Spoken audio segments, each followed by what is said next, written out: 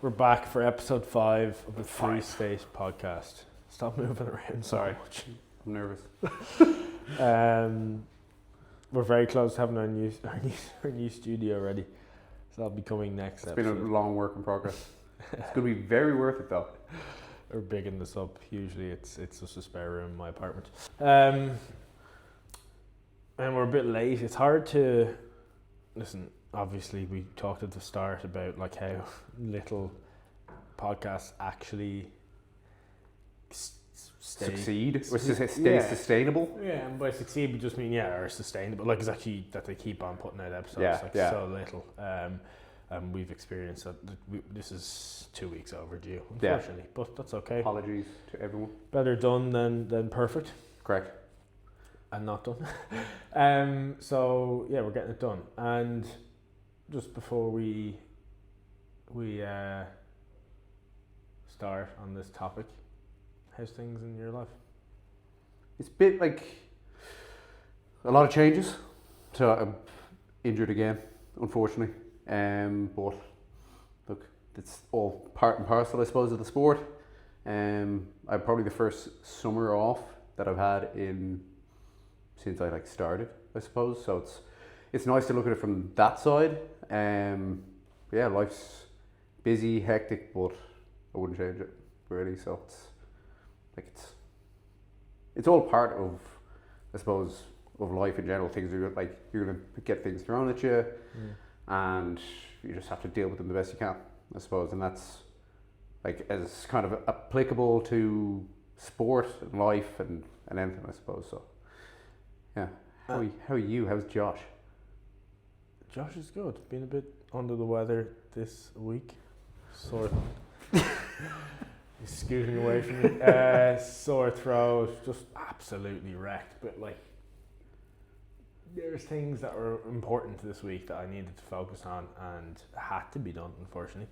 But ideally, I think in these situations, you just when you know you're getting sick, you're better off just taking a full day's rest. Yeah.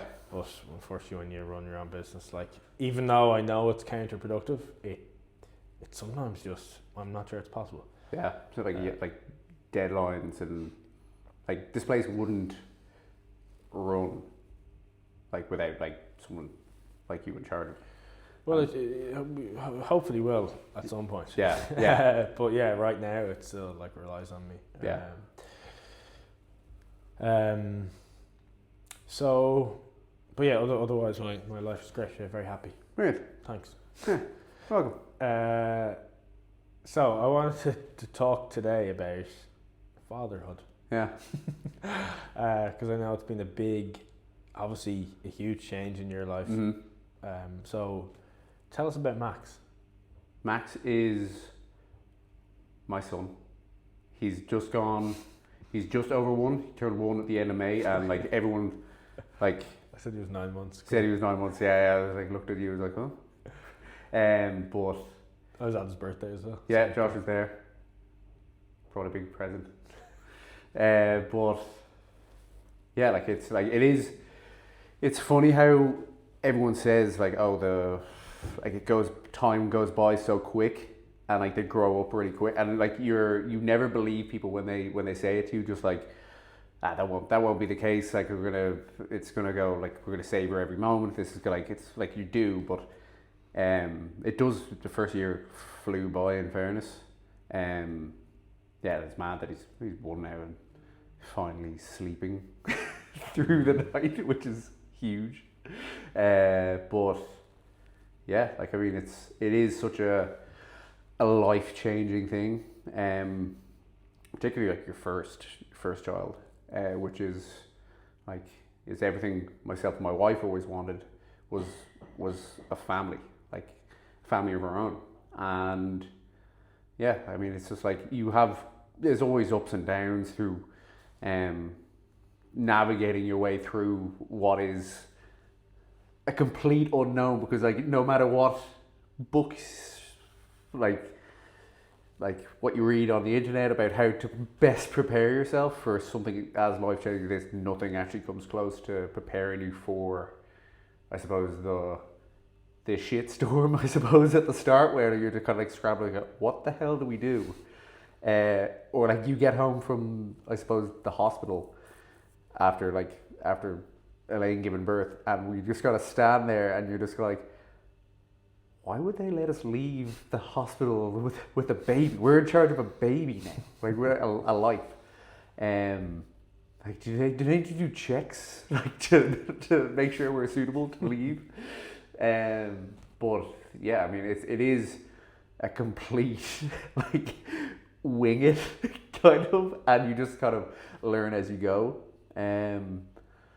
Fake it till you make it kind of, but everything falls into place, and I think we're doing a good job. Like, Yeah, but I mean, what's a good job?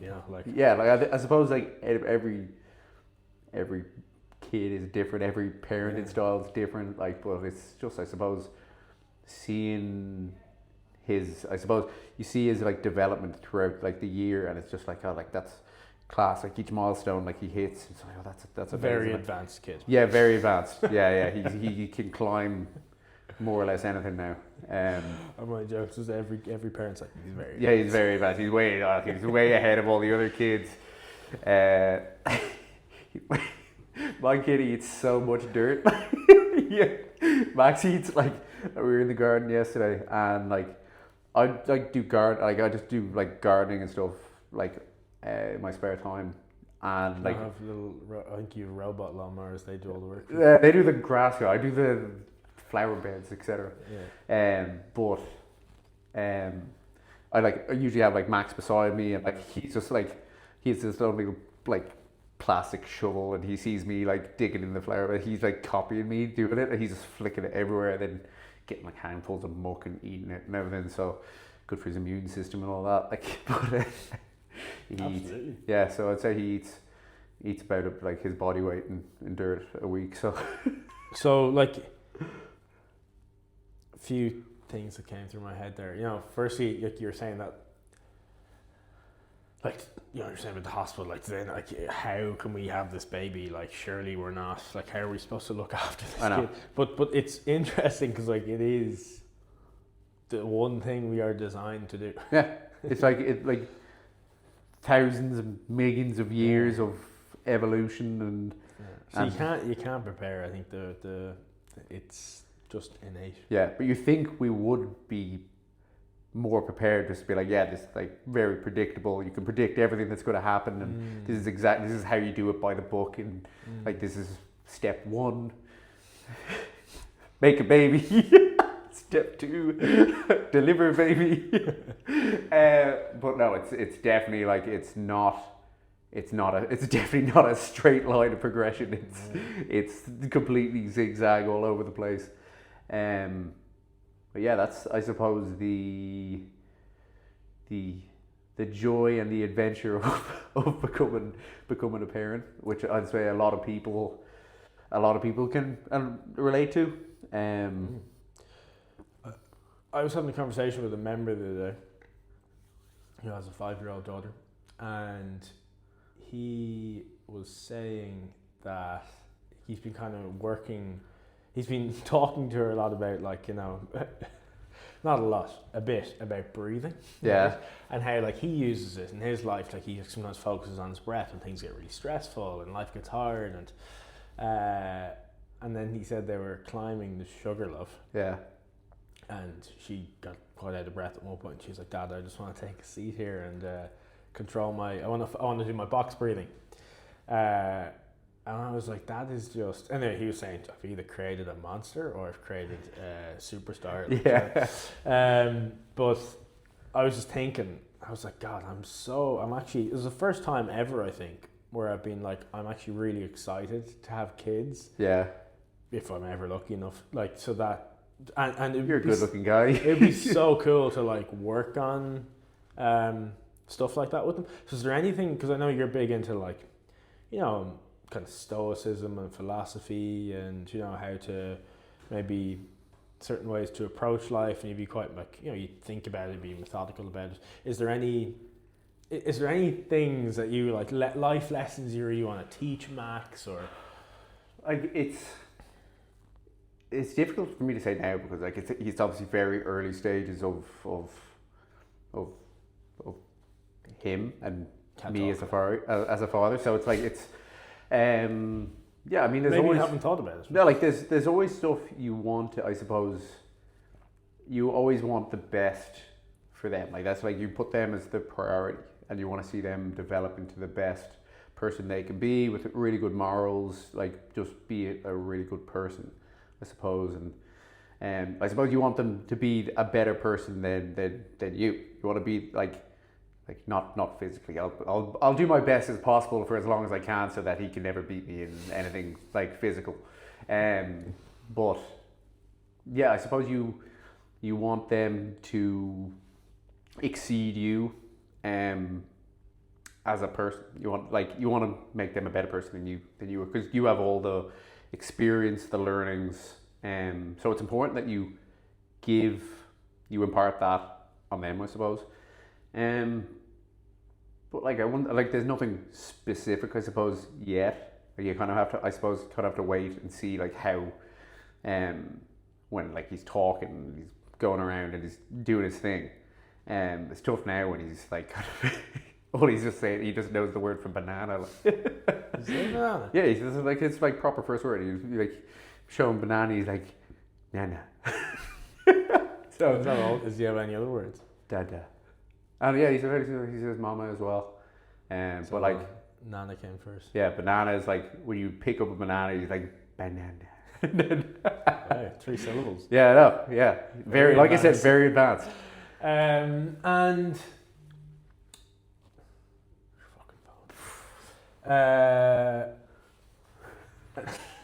Putting it in my boxers. it's going to vibrate on your dick now. This podcast is Just taking a different. we'll have to leave all that in. It's quite funny. So, just on the topic there of like physicality, and you're saying like I want to be able to beat them for as long as you're joking, obviously, as long as possible, sort of.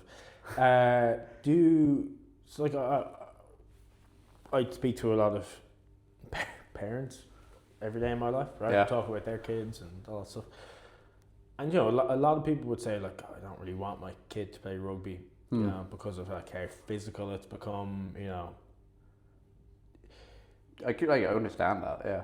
What do you think? What do you, have you thought about that with Max? Obviously, I've thought of it. Yeah, I'd love him to love playing. yes. I wouldn't want to force him into playing. Mm-hmm. I'd love if he loved playing. I'd love if he wanted to play it. Yeah, play it. I'd encourage him to. Like obviously, I'll introduce him to it the same way I was when I was 4. Like I started when I was 4, and I suppose it's probably safer now than it's ever been, considering how the advances in and like I suppose the knowledge around safety and like concussions. That's the huge thing people are worried about. Yeah. But it's never been safer, in a way. Like new rules brought in, new mitigation things, new like technology, like in terms of like gum shields that we wear. Like obviously it's not as like that advanced at the lower levels, but the knowledge. I think it's because the knowledge and the statistics and all are out there that can kind of scare people. It's like it's that information is public now. That I think that's what scares people. It's because everyone's in the know about it now, compared to when I started. Like people didn't really think much of concussions. Like you got your head, like, you got a hit in the head. It's like, oh geez, he got his bell rung. Like he's a bit dazed. He'd be fine. But yeah, I think it's the awareness now around it. It's like I suppose rugby's never been safer. So that wouldn't worry you too much. It doesn't sound like. No. But like. And would you be pushing him into rugby? You're not going to push him into anything, right? But would you feel the same about rugby as all other sports? I'd want him to play as much sports for as long as he can. Like try everything. Like that's what I think is the best thing I did when I was younger. Was just I played so much.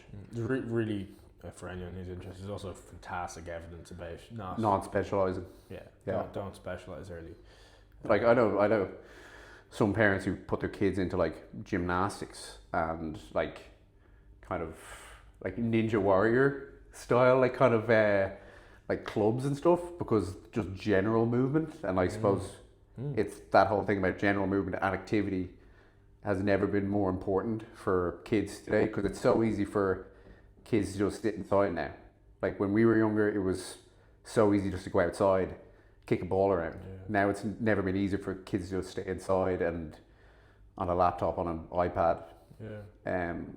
So that was the best thing, I suppose, when we were growing up. We were like in just before like the big internet age kind of and technology, and we kind of had the best of both, where we were just outside till whatever time, till we were told to come back in, playing with your mates, kicking a ball about.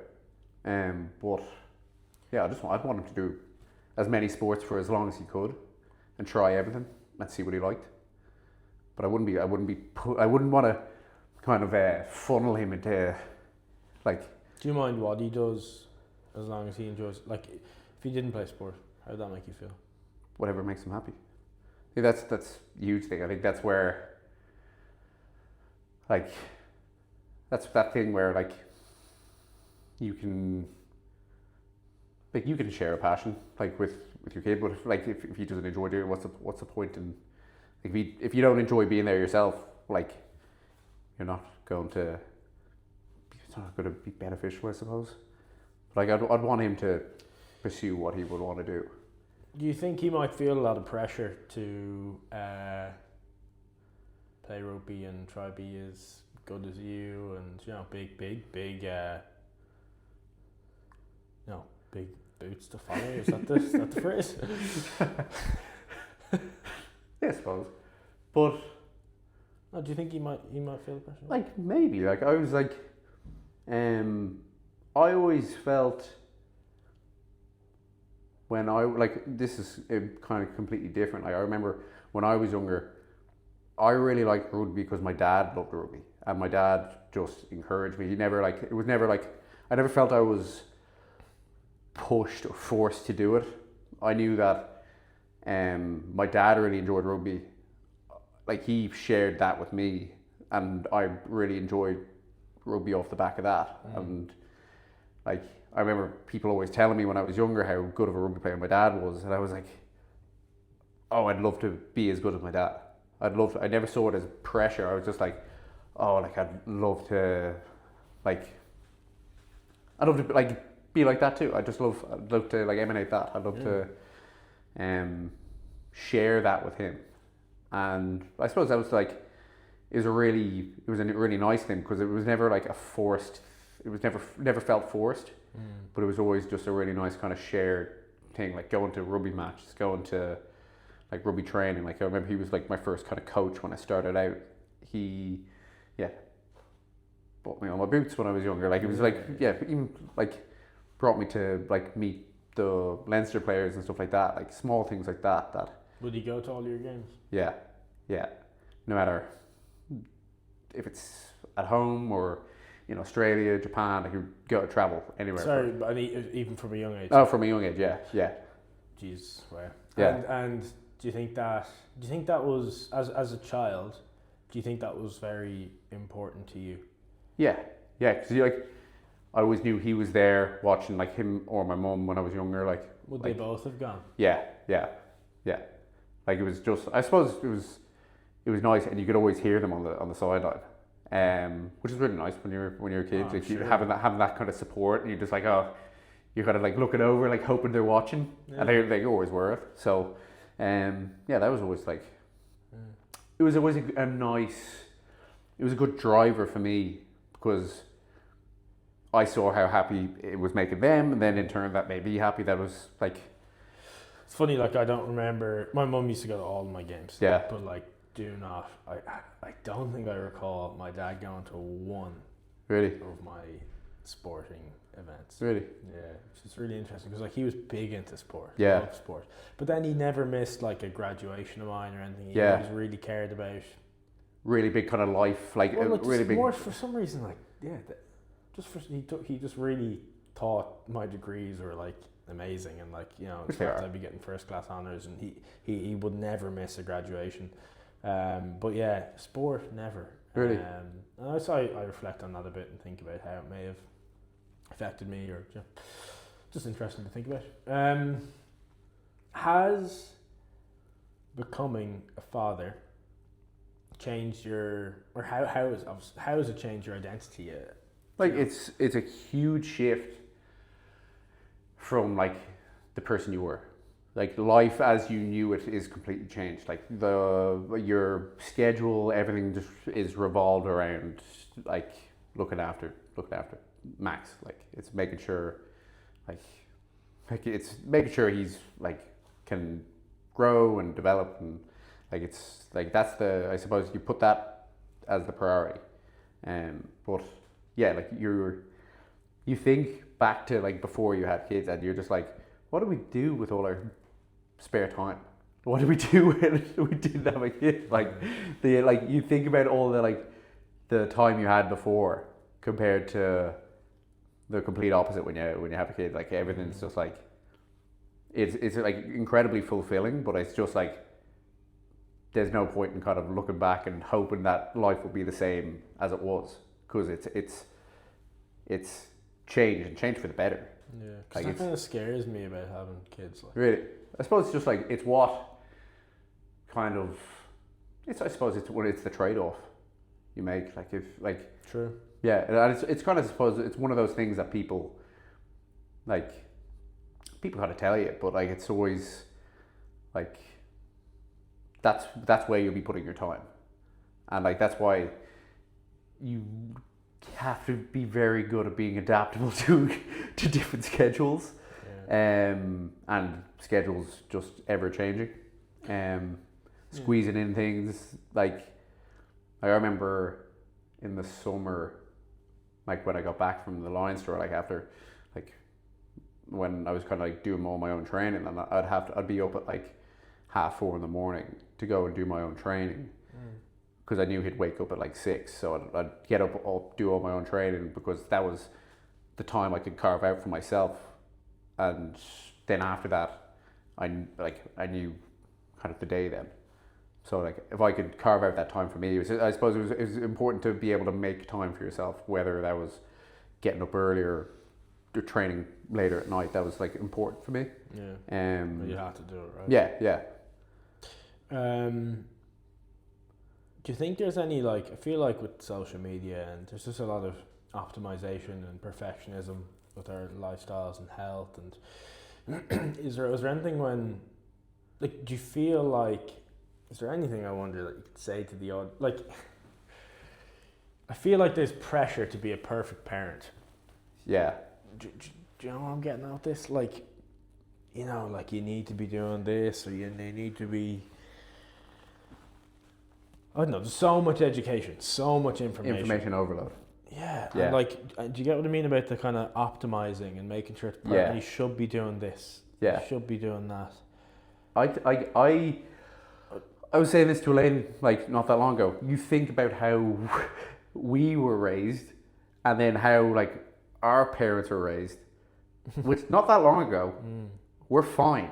We're like, we turned out absolutely fine. Bit fucked up, but no. Like a bit, like everyone has their like their vices, but no, I'm joking. Yeah, but we're fine. Like, and that was before like all this information about like sleep training or screen time. Like I suppose we less screens when we were kids. But like I think it was simpler. It was way simpler. And I think simplicity is the key to not being, I suppose, overwhelmed with all the information that's out there. Just like keeping things simple. Like it's like keep things like, give them good food, to give them like plenty of like of attention. Like I think it's the simple things that people tend to overlook. It's usually in any case, in no matter what situation, people overlook the simple and the basic things and go for the shiniest, best bit of advice from whatever professional. Like I think like there's merit to it, but to an extent. Yeah. Like it's come back to it. Like our generation and generation before this turned out fine. Yeah. And that was No, with 100%. less technology, less information, less, I suppose, experts. Like there's an expert for everything now. But yeah, I think there's merit in simplicity. That's huge. I think it gives you, I suppose, less things to think about, less balls to juggle, I suppose. Yeah. But I suppose there is no perfect parenting style, because every situation is different, every person's different, every child is different. There's no one kind of size fits all with this kind of thing. It is completely like wing it. Yeah. I love watching it, Max, because what I noticed straight away is that like you're pretty chill with him. Yeah. Like there was a time when we were like out there, I think we just opened, and like we were out in the sauna area outside, and we were fixing the camera or something. Yeah. And like I think Max was just lying on the floor inside. Hopefully Elaine's not listening. But you know, like you are just, I don't know. Again, I don't really like saying like you're a good father, because like then it implies that like there's, you know, that there's like a bad father, but like, you know, there's just so many different ways of doing it. Yeah. It's so hard, and I haven't fucking clue. I've no kids. You can babysit Max if you want to see what it's like. I'm actually like I have a 4-year-old niece and a 9-month-old nephew, and like I really don't spend too much time with them, and I probably should. It's like it's. Would you feel like comfortable holding a baby? Oh yeah. Yeah. Actually, I really like holding babies. Yeah, I used to be like, when someone handed me a baby, I was like, I'm gonna give this back to you now. I'm just like, I don't know what to do with this. No, I think I love holding babies for a certain time. Yeah, until they start crying. Yeah, that's the thing, like the best thing about it. Like, I thought like my sisters and my family is like they can have the best crack of them, and then when he starts crying, it's like here you go, straight back. Yeah. Listen, so let's say there's people listening to this, I don't know if there is, who are thinking they're having kids, right? And they're husbands, or they're males. You're not very experienced in fatherhood. No, I've only had a year of experience. Perfect, right? Yeah. So, with that context, is there any advice or thoughts or anything? It's a hard question to answer, right? But like that you would say to those future dads, and yeah, I'll follow up after with another question. I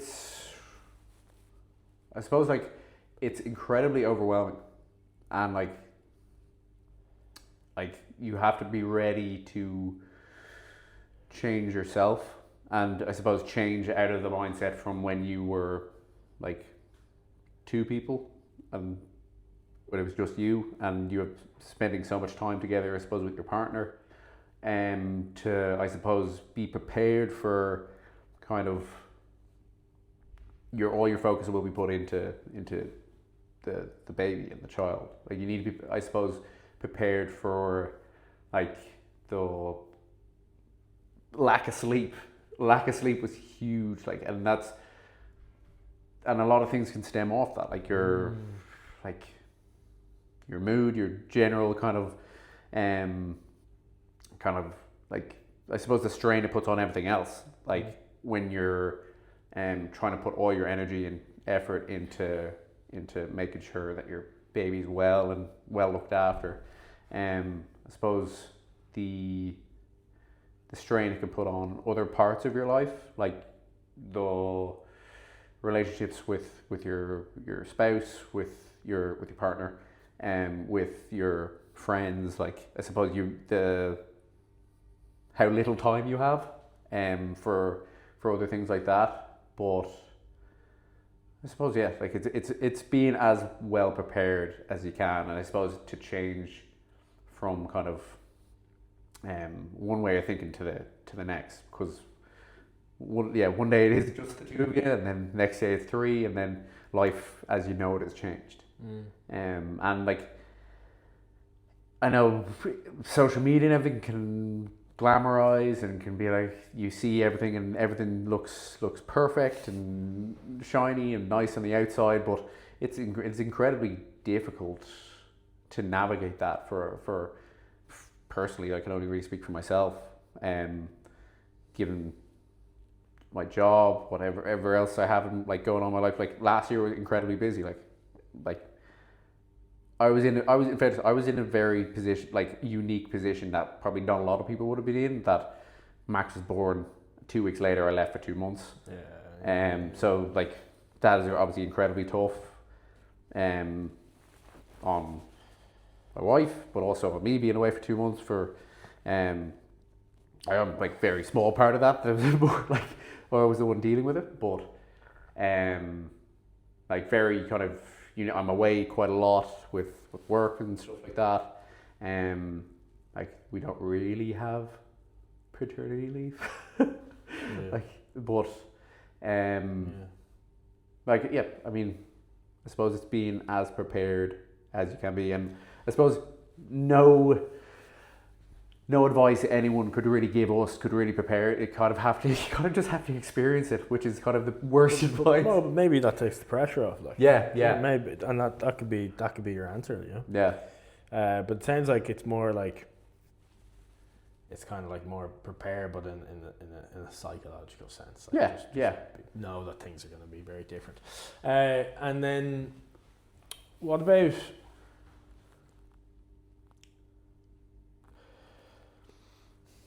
If you had one thought around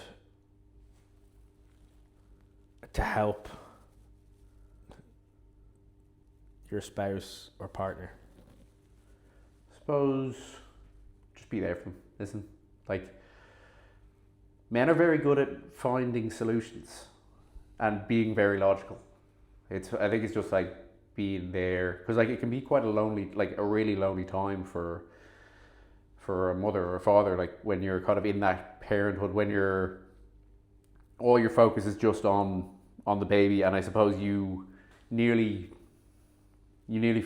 forget about the two of you, like, because all your effort and time has gone into the child. Like okay, like you've looked after him last night, I'll look after him now. You catch up on some rest, or I'll look after him now while you make some food. Like you feel like sometimes people get lured into the trap, or not the trap, lured into kind of the thing that like, oh, the baby will be all closer together, I suppose. But it is parts of it, like for the majority of the part, yes, it does. But there are parts of it where like it can be, I suppose, a small bit like the small bit kind of apart, because like you're both trying to do your best for the kid, for each other. You're trying to give the other person rest while you're on. But yeah, like I think it is important to constantly, I suppose, check in, because like you can get kind of drawn into just the day-to-day routine of things, but it is important to check in. I suppose to carve out time for yourself and your partner, which is like, I find for me it was like I'd have to catch myself, because it would, like, a bit of time would go by and then it would be like, oh fuck, it would be like, because you get just so used to the routine, I suppose, of things. As in, you'd be like, oh fuck, like we haven't. Yeah, like, oh, like we haven't gone, like I haven't planned like a date, or even just like things like that, because you can, it's that routine of things that just gets like things speed up quite quick. That's why people say it goes by quite quick, because you just get into that routine, I suppose. And something I'm realizing just so much more recently is that like how much work like relationships require. Yeah. Do you know, as in like they I think they probably, well, for me anyway, I realize that it requires way more work than what I thought. Yeah. and you have to like keep nurturing that Yeah. and putting effort into it. Which is really interesting. I suppose. Yeah, like I suppose it's the same as anything. Like you Yeah. kind of reap what you sow, and what you put your time into, like you'll see the benefits of. And it's the same for a child as it is for a relationship. Like the time and attention you put into a child, the better development you're going to see of that child.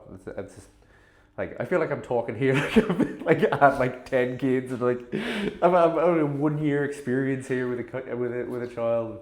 I'll say like loads of people will be watching this and be like, I didn't do it that way. That guy doesn't know what he's talking about. Because you haven't really said anything is better than anything else. Yeah. You know, like all I want to hear was like your experience, how you felt about it, what you struggled with, and I think people like to hear that and maybe resonate with it. Yeah, this is the thing. Like it's such a relatable topic that like I'm really interested. Yeah. You know, because if I ever have kids, you know, I'd like to learn from you. You know. Yeah. So yeah, I think that was like a nice little wholesome. Yeah. Thanks for sharing. Can't wait to when we do your one. Josh, your father. Might be a long time. Okay. Like I said, you're a very good looking man. Thank you for listening, guys.